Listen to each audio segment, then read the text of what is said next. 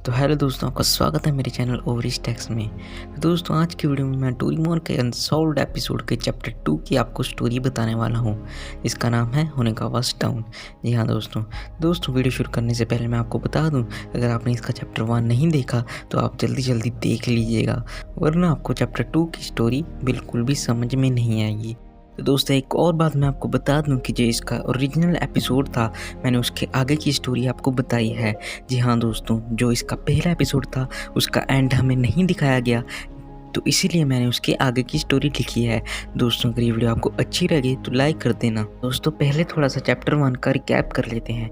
दोस्तों, चैप्टर 1 में हमने देखा कि वो सब एक बार फिर से डिसाइड करते हैं उस बंगले में जाने के लिए, और वो सब वहाँ पर जाने ही लगे होते हैं। तभी वहाँ पर डोरेमोन आकर उनको रोक लेता है, क्योंकि उसने जब वो फ्यूचर में गया था तब उसने एक मैगजीन देखी थी जिसके ऊपर वही घर का पोस्टर लगा हुआ था, और फिर उसे पढ़कर जो डोरेमोन है वो चला जाता है उस बंगले के आगे, और वो देखता है कि जियान, सुनियो और बाकी सब वहाँ पर खड़े होते हैं और उनको रोक कर वहाँ से घर ले जाता है। दोस्तों, अब आगे की स्टोरी मैं आपको बताने जा रहा हूँ। तो दोस्तों, उस खिड़की में भूत को देखने के बाद वो सब भागते भागते नोबिता के घर में आ जाते हैं। तो फिर वह सब काफ़ी डरे हुए होते हैं। तो फिर जो डोरेमोन है वो सबको कहता है कि आज से हम उस बंगले के बारे में भूल जाएंगे और हम उसका नाम कभी नहीं लेंगे और ना ही उसके बारे में कभी सोचेंगे। दोस्तों, जियान और सुनियो भी इसकी बात पर एग्री कर जाते हैं, और साथ ही साथ नोबिता और शिजुका भी एग्री कर जाते हैं। लेकिन फिर भी उनके मन में थोड़ा भी डर होता है, क्योंकि उन्होंने एक असली भूत को खिड़की में देखा है। दोस्तों, थोड़ी देर बातें करने के बाद वो सारे अपने अपने घर को जाने लग जाते हैं, और वो ये डिसाइड कर लेते हैं कि अब उस घर के बारे में कभी नहीं सोचेंगे और ना ही उस घर के आगे से कभी गुजरेंगे। तो दोस्तों, हमें फिर दिखाया जाता है कि जियान अपने घर में पहुंच ही गया होता है। वो अपने घर के बिल्कुल आगे ही खड़ा होता है, लेकिन तभी उसे लगता है कि सामने से कोई भागकर उसकी तरफ आ रहा है। और दोस्तों, उसे उसका चेहरा तो नहीं दिख रहा था क्योंकि काफ़ी अंधेरा था। दोस्तों, जब वो नज़दीक आ जाता है तभी उसे पता लग जाता है कि वो तो वही आदमी था जो कि पहले उस घर में रहता था, जो कि नकली भूत बनकर लोगों को डराता था। और वो आदमी जियान के पास आते आते सिर्फ एक ही बात कह रहा था कि मुझे बचाओ। लेकिन वो जियान के पास जब आ जाता है तभी वो अचानक से बेहोश हो जाता है, और जियान थोड़ा सा हैरान हो जाता है और वो देखता है कि इसका पीछा कौन कर रहा है। लेकिन काफ़ी अंधेरा था तो उसे कोई भी नहीं दिख रहा था, और साथ ही साथ जो जियान का डॉगी मोकू है वो भी उस रास्ते की तरफ भौंक रहा था। मतलब जहाँ से वो आदमी आ रहा था वहीं पर उसी डायरेक्शन में वो भौंक रहा था, और जियान को लग रहा था कि वहाँ पर सच में कोई है। तो वो आगे जाके देखता है तो उसे कुछ नहीं दिखता, और फिर वो उस जो चोर था उसे अपने घर में ले जाता है, क्योंकि उस चोर की हालत काफ़ी बिगड़ी हुई थी और साथ ही साथ वो बेहोश भी हो चुका था।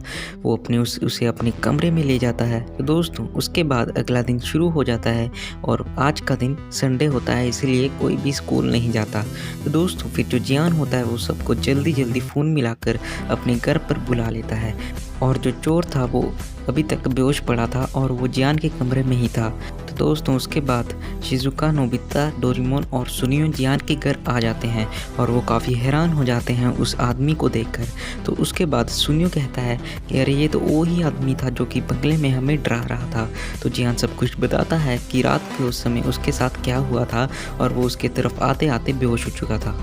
फिर शिजुका कहती है कि हमने तो इसको पुलिस के हवाले कर दिया था, फिर ये तुम्हारे घर के सामने कैसे आया। तो जियान कहता है मुझे भी नहीं पता, लेकिन जब वो मेरे पास आ रहा था तब मुझे ये बचाओ कह रहा था, लगता है इसके पीछे कोई पड़ा था।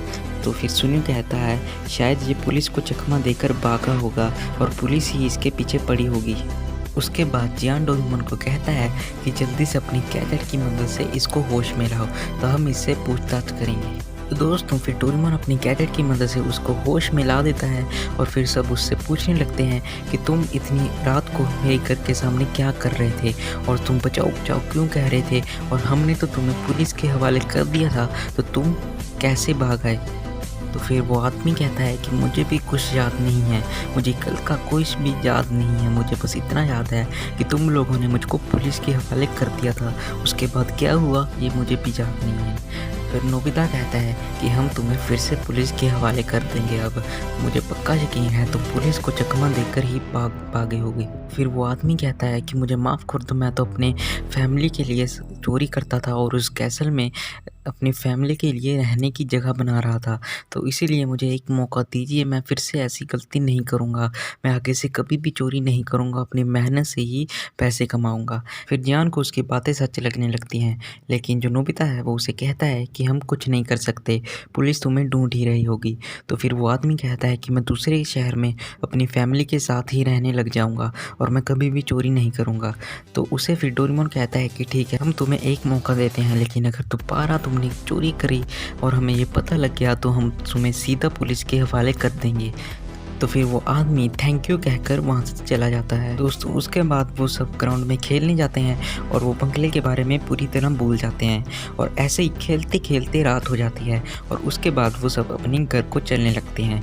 तो दोस्तों उसके बाद हमें दूसरा सीन दिखाया जाता है, जहाँ पर हमें दिखाया जाता है कि जो सुनियो है वो अपने घर में अपने कमरे में सोने ही लगा होता है, तभी उसे भी उसके डेस्क पर एक चिट्ठी पड़ी मिलती है।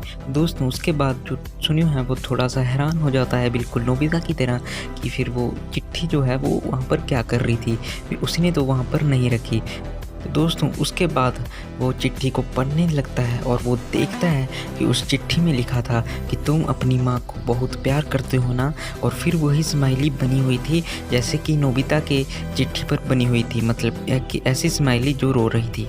दोस्तों जो सुनियो था वो अंदर ही अंदर काफ़ी डर रहा था और फिर अचानक से उसके कमरे में अंधेरा हो जाता है।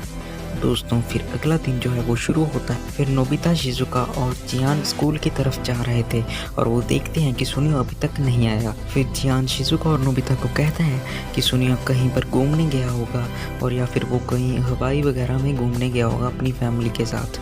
दोस्तों उसकी बातें सुनकर जो शिजुका है वो कहती है कि वो हमें बिना बताए कहीं पर घूमने नहीं जाता, वो जब घूमता है तो हमें बता कर जाता है कि मैं हवाई पर जाऊँगा या फिर कोई और जगह पर, और अक्सर वो घूमने सिर्फ वेकेशंस में ही जाता है। तो फिर नोबिता कहता है कि शायद सुनियो को बुखार हो चुका होगा इसीलिए वो आज स्कूल नहीं आया। फिर शिजुका और जियान कहते हैं कि शायद तुमने सच कहा। फिर वो स्कूल चले जाते हैं। दोस्तों उसके बाद हमें दूसरा सीन दिखाया जाता है, यहाँ पर नोबिता, जियान और शिजुका स्कूल से वापस आ रहे होते हैं और जियान उन दोनों को कहता है कि घर जाने के बाद ग्राउंड में मिलना। तो दोस्तों उसके बाद हमें दूसरा सीन दिखाया जाता है, यहाँ पर जो नोबिता है वो डोरेमोन को बता रहा है कि जो सुनियो है वो आज स्कूल पर नहीं आया। दोस्तों फिर जो डोरेमोन कहता है कि शायद उसको बुखार होगा। तो फिर नोबिता कहता है कि जियान ने कहा था कि घर जाने के बाद ग्राउंड में मिलना। दोस्तों फिर डोरेमोन कहता है कि मैं भी तुम्हारे साथ जाऊंगा। तो उसके बाद वो सब ग्राउंड में इकट्ठा हो जाते हैं और वो ये डिस्कस करते हैं कि सुनियो को सच में बुखार होया होगा। तो फिर जियान कहता है हमें उसके घर में जाकर देखना चाहिए। तो फिर वो सब उसके घर की तरफ चले जाते हैं और वो देखते हैं कि उसका घर जो है उसका जो मेन गेट है वो खुला होता है। तो दोस्तों उसके बाद वो सब थोड़ा सा हैरान हो जाते हैं क्योंकि कोई भी अपने घर का गेट ऐसे खुला नहीं रखता। दोस्तों उसके बाद वो उसके घर के अंदर चले जाते हैं, लेकिन उन्हें कहीं भी सुनियो नहीं मिलता और ना ही सुनियो की मॉम।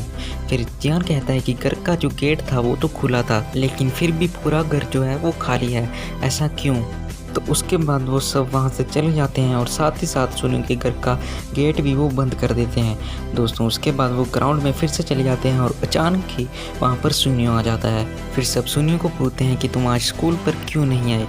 तो सुनियो कहता है कि मैं तो स्कूल में आया था, तुम लोग को क्या हो गया, मैं स्कूल में आया था। फिर जियान उसे गुस्से में एक मौका मारता है क्योंकि बार बार कह रहा था कि मैं स्कूल में गया था। तो फिर जियान कहता है तुम शिजुका और नोबिता से भी पूछ लो, तुम आज स्कूल में नहीं आए थे। तो फिर अचानक से वहाँ पर उनके टीचर आ जाते हैं। फिर सुनियो कहता है तुम लोग टीचर से पूछ लो, मैं आज स्कूल आया था। तो फिर वो टीचर कहते हैं कि ये हाँ, आज सुनियो स्कूल में आया था, तुम लोगों को क्या हो गया, तुम लोग ऐसी बातें क्यों कर रहे हो। दोस्तों उसके बाद वो सब हैरान हो जाते हैं और फिर सुनियो कहता है कि चलो दोस्तों मैं अब चलता हूँ, मुझे काफ़ी ज़रूरी काम के लिए जाना है। तो उसके बाद सुनियो ये कहकर वहाँ से चला जाता है। साथ ही साथ बाकी सब भी अपने घर चले जाते हैं, लेकिन जो शिजुका थी उसे कुछ ठीक नहीं लग रहा था और वो सुनियो का पीछा करने लगी। दोस्तों उसके बाद जो शिजुका है वो देख रही है कि जो सुनियो है वो अपने घर के पास आ चुका है, लेकिन अचानक से वो अपने घर के अंदर नहीं जाता, वो अपने घर को छोड़कर आगे वाला रास्ता ले लेता है। और शिजुका हैरान हो जाती है कि वो उसने कहा था उसको काफ़ी ज़रूरी काम है घर में, फिर वो घर में क्यों नहीं गया। उसके बाद जो शिजुका है वो उसका फिर से पीछा करने लग जाती है, लेकिन थोड़ी देर बाद जो शिजुका है उसको रियलाइज़ होता है कि जो सुनियो है वो उसी रास्ते में जा रहा है जहाँ पर वो बंगला है। तो लेकिन जो शिजुका है वो फिर भी उसका पीछा करती रहती है। तो वो देखती है एक पेड़ के पीछे छुप कर कि जो सुनियो है वो उस बंगले के आगे उस बंगले की खिड़की की तरफ देख रहा है, मतलब वो उस बंगले के मेन गेट की बाहर ही खड़ा है और वो वही खिड़की की तरफ देख रहा है जहाँ पर उन्हें एक भूत दिखा था। तो अचानक से जो सुनियो है उसकी आंखें जो हैं वो लाल हो जाती हैं और अचानक से उसकी जो गर्दन है वो उसी डायरेक्शन में घूम जाती है जहाँ पर शिजुका लुक छुपी होती है। शिजुका उसका चेहरा देखकर काफ़ी डर जाती है, क्योंकि जो उसका चेहरा था उसमें एक काफ़ी डरावनी स्माइल थी और साथ ही साथ उसकी आंखों में लाल रंग के आंसू भी थे, मतलब खून के आंसू। फिर उसके बाद जो शिजुका है वो काफ़ी जल्दी वहाँ से भागने लगती है और पीछे मुड़कर देखती है कि जो सुनियो है वो उसका पीछा नहीं कर रहा, वो उस बंगले के गेट के आगे ही खड़ा है।